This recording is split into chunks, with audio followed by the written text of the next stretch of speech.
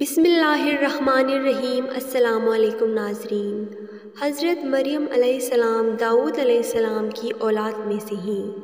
ان کی والد عمران اپنے دور میں بنی اسرائیل کے معزز امام تھے اور ان کی والدہ ہندا بنت فاقوت ایک نیک پرہیزگار عابد و زاہد خاتون تھی، اور حضرت مریم علیہ السلام کی والدہ کی اولاد نہیں تھی، تو انہوں نے اللہ کے نام پر یہ نذر مانی کہ اگر ان کی ہاں اولاد ہوئی تو اسے بیت المقدس کی خدمت کے لیے وقف کر دیں گی۔ جب حضرت مریم علیہ السلام کی ولادت ہوئی تو ان کی والدہ نے ان کا نام مریم رکھا۔ بہت سے مفسرین بیان کرتے ہیں کہ جب حضرت مریم علیہ السلام کی والدہ ان کی پیدائش کے بعد اسے کپڑے میں لپیٹ کر مسجد میں لے گئی اور انہیں مسجد کے خادموں کے حوالے کیا تو اس کا آپس میں جھگڑا ہو گیا کہ کون اس کی کفالت کرے گا۔ اس زمانے میں زکریہ علیہ السلام نبی تھے۔ انہوں نے فرمایا کہ میں اس کی کفالت کروں گا، اور یوں اللہ تعالیٰ نے حضرت زکریہ علیہ السلام کو مریم علیہ السلام کا نگران مقرر کیا۔ قرآن مجید میں حضرت مریم علیہ السلام کے حوالے سے سورۃ ال عمران میں ارشاد ہوا ہے کہ جب بھی زکریہ علیہ السلام کمرے میں اس کے پاس جاتے تو اس کے پاس روزی پاتی۔ کہا اے مریم، یہ تیرے لیے کہاں سے آیا؟ کہا وہ اللہ کی طرف سے ہی، یقیناً اللہ جس کو چاہتا ہے بغیر حساب کے رزق دیتا ہے۔ مفسرین کے مطابق زکریہ علیہ السلام نے مریم کے لیے مسجد میں ایک مناسب جگہ مخصوص کر دی تھی، پس وہ وہاں اللہ کی عبادت کرتی اور اپنی ذمہ داریوں کے مطابق بیت المقدس کی خدمت پر مامور رہتی۔ دن رات اللہ کی عبادت میں مشغول رہنے کی وجہ سے بنی اسرائیل میں ان کی عبادت ضرب المثل بن گئی۔ سورہ اعراف کے مطابق فرشتوں نے مریم علیہ السلام کو اس زمانے کی عورتوں پر منتخب کر لیا تھا، اس طرح کے بغیر باپ کے بچہ پیدا کرنے کے لیے منتخب کیا، اور اسے خوشخبری دی کہ وہ بچہ شرافت والا نبی ہوگا، وہ لوگوں سے گہوارے میں کلام کرے گا اور اپنی قوم کو ایک اللہ کی عبادت کی طرف بلائے گا۔ اللہ تبارک و تعالیٰ سورۃ الانبیاء میں حضرت مریم علیہ السلام کے ہاں حضرت عیسیٰ علیہ السلام کی پیدائش کے حوالے سے فرما رہے ہیں، اور وہ پاک دامن بیوی جس نے اپنی عصمت کی حفاظت کی، ہم نے اس میں اپنی روح پھونک دی اور خود اس کو اور اس کے لڑکے کو تمام جہانوں کے لیے نشانی بنا دیا۔ فرشتوں نے جب حضرت مریم علیہ السلام کو یہ خوشخبری سنائی کہ اللہ تعالیٰ نے انہیں چن لیا ہے اور انہیں پاکیزہ بیٹا عطا کرے گا جو باعزت مقدس نبی ہوگا اور معجزات کے ساتھ اس کی تائید کی جائے گی، تو مریم علیہ السلام نے بن باپ کے بچے کی پیدائش پر تعجب کا اظہار کیا، کیونکہ وہ شادی شدہ نہیں تھیں۔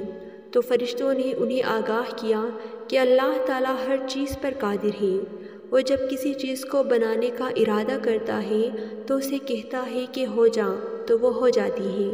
لہٰذا مریم علیہ السلام نے اللہ کے فیصلے کے سامنے اپنا سر تسلیم خم کر دیا، اللہ کی طرف سے توجہ اور اس کے فیصلے پر سر کو جھکا دیا، اور انہیں اس بات کا بخوبی اندازہ تھا کہ یہ ان کے لیے ایک بہت بڑی آزمائش ہوگی۔ حضرت مریم علیہ السلام جان چکی تھی کہ لوگ ان پر بہتان لگائیں گے، اس کی تصدیق نہیں کریں گے اور بچے کو دیکھ کر انہیں جھوٹا قرار دیں گے، حالانکہ وہ اپنے زہد و تقویٰ اور پرہیزگاری کی وجہ سے بہت معروف تھیں اور ایک دینی اور نبوی گھرانے سے تعلق رکھتی تھیں۔ جب حضرت عیسیٰ علیہ السلام کی پیدائش کا وقت آیا تو آپ ایک الگ اور دور مقام پر گئیں۔ اللہ کے حکم کے مطابق تازہ کھجوریں کھائیں اور پانی پیا، اور حکم ہوا کہ اگر تو لوگوں کو دیکھے تو زبان حال سے یا اشارے سے کہہ دے کہ میں نے رحمان کے لیے منت مانی ہے، یعنی خاموش رہنے کی نظر مانی ہے۔ اور جب مریم علیہ السلام اپنے بچے کے ساتھ اپنے علاقے میں واپس آئیں تو لوگوں نے کہا اے مریم بنت عمران، یہ بچہ کہاں سے لائی؟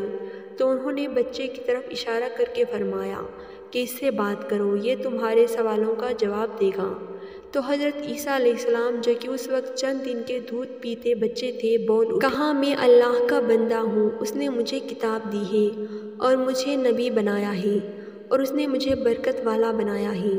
حضرت وہب بن منبہ نے ذکر کیا ہے کہ جس دن حضرت عیسیٰ علیہ السلام کی پیدائش ہوئی اس دن مشرق و مغرب کے تمام بت منہ کے بل گر پڑے اور شیاطین اس وجہ سے بہت حیران ہوئے، حتیٰ کہ ابلیس نے ان کو عیسیٰ علیہ السلام کی پیدائش کی خبر دی۔ پھر شیاطین نے دیکھا کہ آپ اپنے ماں کے گود میں ہیں اور فرشتے ان کو گھیرے ہوئے ہیں۔ اس دن آسمان پر ایک عظیم ستارہ طلوع ہوا اور فارس کا بادشاہ اس کے ظاہر ہونے پر پریشان ہوا۔ اس نے کاہنوں سے اس کے متعلق دریافت کیا تو انہوں نے بتایا کہ یہ کسی بڑے آدمی کی پیدائش کے بنا پر نازل ہوتا ہے۔ تو اس نے اپنے قاصدوں کو سونا اور خوشبو کے تحائف کے ساتھ شام کی طرف روانہ کیا۔ جب وہ قاصد بادشاہ کے دربار میں آئے تو بادشاہ نے ان کے آنے کا مقصد دریافت کیا، تو انہوں نے اپنا مقصد بتایا۔ تو بادشاہ نے ستارہ طلوع ہونے کے وقت کو معلوم کیا، تو انہوں نے وہی وقت بتایا جو حضرت عیسیٰ علیہ السلام کی پیدائش کا وقت تھا۔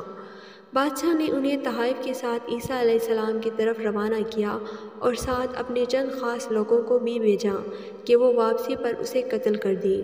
تو مریم علیہ السلام کو جب معلوم ہوا تو وہ خفیہ طریقے سے آپ علیہ السلام کو لے کر مصر میں آئی اور وہاں رہائش پذیر ہوئی۔ بچپن ہی سے حضرت عیسیٰ علیہ السلام سے کرامات اور معجزات ظاہر ہونے لگے تھے۔ ابن عادی سے روایت ہے کہ عیسیٰ علیہ السلام بچپن میں بچوں کے ساتھ کھیلتے تھے تو بچوں کو کہتے کہ کیا میں تجھے بتاؤں کہ تیری ماں نے گھر میں تیرے لیے کیا چھپا رکھا ہے؟ وہ کہتا ہاں بتا دی۔ عیسیٰ علیہ السلام اسے بتاتی تو وہ اپنی ماں سے دریافت کرتا، تو ماں پوچھتی کہ تجھے یہ خبر کس نے دی؟ تو بچہ کہتا کہ عیسیٰ ابن مریم نے۔ اس طرح لوگوں میں مشہور ہو گیا کہ اگر تم اپنے بچوں کو عیسیٰ ابن مریم کے ساتھ کھیلنے کے لیے چھوڑو گے تو وہ تمہارے بچوں کو بگاڑ دے گا۔ عیسیٰ ابن مریم علیہ السلام اللہ کے برگزیدہ انبیاء میں سے تھے اور ایسے دور میں مبعوث ہوئے جب حکمت و طب کا فن عروج پر تھا۔ اللہ تعالیٰ نے آپ کو ایسے معجزات عطا فرمائے جو بڑے بڑے حکماء کی دسترس سے باہر تھے۔ کوئی ایسا حکیم نہیں ہو سکتا جو مادر ذات اندھے کو بینائی عطا کر دیا کرتا یا برص اور کوڑ کی دائمی مریض کو شفا یاب کر دے۔ اللہ نے اپنی مخلوق میں سے کسی کو ایسی طاقت نہیں دی تھی کہ وہ کسی قبر سے مردے کو زندہ کر دے، لیکن عیسیٰ ابن مریم کو اللہ تعالیٰ نے یہ قدرت بھی عطا فرمائی تھی۔ حضرت ابن عمر رضی اللہ تعالیٰ عنہ سے مروی ہے کہ عیسیٰ علیہ السلام نے اپنے حواریوں سے فرمایا جو کہ روٹی کھاؤ اور صاف پانی پیو اور دنیا سے امن و سلامتی کی حالت سے الگ ہو جاؤ۔ میں تم سے برحق بات کرتا ہوں کہ دنیا کی شیرینی آخرت کی تلخی ہے اور دنیا کی تلخی آخرت کی شیرینی ہے۔ اللہ کے بندے ناز و نعمت والے زندگی نہیں گزارتے۔ میں تم سے برحق بات کرتا ہوں۔ وہ عالم تم سے بہت برا ہے جو اپنے علم پر خواہش کو ترجیح دیتا ہے اور وہ سمجھتا ہے کہ تمام لوگ اسی جیسے ہیں۔ حضرت عیسیٰ علیہ السلام نے فرمایا شیطان دنیا کے ساتھ ہے اور اس کے مکر و فریب مال و دولت کے ساتھ ہے اور اس کی تزائین و آرائش خواہشات کے ساتھ ہے اور اس کا غلبہ شہوات کے ساتھ ہوتا ہے۔ اللہ تعالیٰ ہم سب کو حضرت عیسیٰ علیہ السلام کی ان باتوں پر عمل کرنے کی اور ہمیشہ نیک اعمال کی توفیق دے، آمین۔